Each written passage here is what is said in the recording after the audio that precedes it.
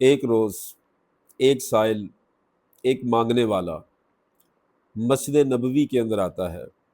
اور آ کر وہ سوال کرتا ہے، مانگتا ہے، لیکن اسے کوئی خیرات نہیں دیتا۔ ایک ہستی جو سخیوں کے سخی مولا علی شیر خدا علیہ السلام ہیں، وہ نماز ادا فرما رہے ہیں، جب اسے کوئی صدقہ و خیرات نہیں دیتا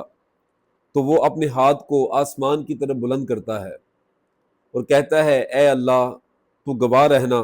میں تیرے نبی کی مسجد سے خالی لوٹ کے جا رہا ہوں۔ جب یہ بات وہ کرتا ہے تو اس وقت مولا کائنات علی المرتضیٰ شیر خدا علیہ السلام آپ حالت رکوع میں ہیں، آپ حالت رکوع میں اس سائل کو اشارہ کرتے ہیں اور ساتھ ہی اشارہ کرتے ہیں اپنی چھوٹی انگلی کا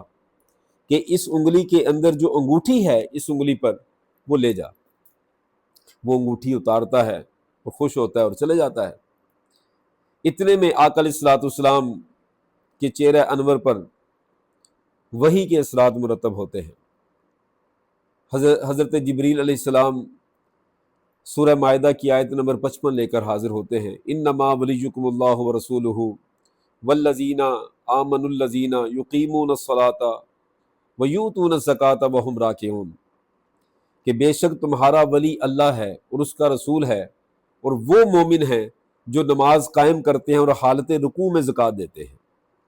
اسے حضرت حسان بن ثابت رضی اللہ تعالیٰ عنہ اس طرح بیان فرماتے ہیں،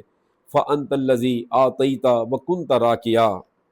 فَذَلِكَ الْقَوْمُ نَفْسُ الْقَوْمِ یا خیر راکعی۔ آپ فرماتے ہیں کہ اے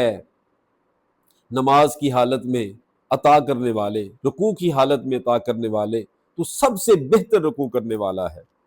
اے علی، آپ نماز کی حالت میں، رکوع کی حالت میں عطا کرتے ہیں، اور یہ بات، یہ آپ کا عطا کرنا، یہ پوری قوم کی جان ہے، اے سب سے بہتر رکوع کرنے والا۔